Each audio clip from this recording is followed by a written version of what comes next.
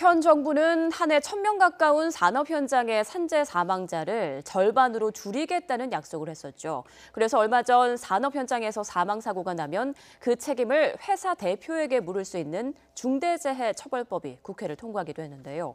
하지만 지난해 현장에서 숨진 노동자는 오히려 늘어난 것으로 나타났습니다. 이승훈 기자입니다.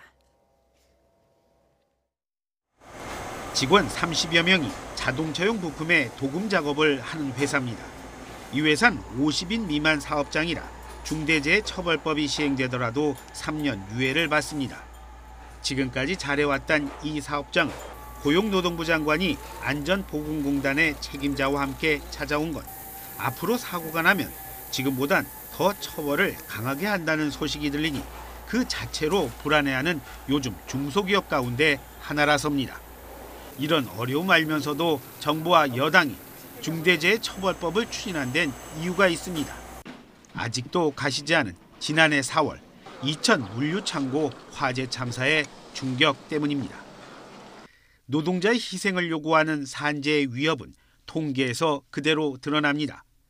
지난 2019년엔 숨진 사람이 많이 줄어 정부의 절반 감축 약속이 지켜지나 싶었는데 지난해 사망자는 줄기는커녕 오히려 27명이 늘었습니다.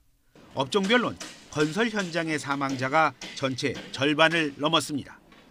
중대재해의 획기적 감축은 어려운 목표입니다. 하지만 생명보다 중요한 가치는 없습니다. 아침에 저녁에 일터로 나간 발길이 돌아오지 못하는 일이 없도록 정부는 혼신의 노력을 기울이겠습니다.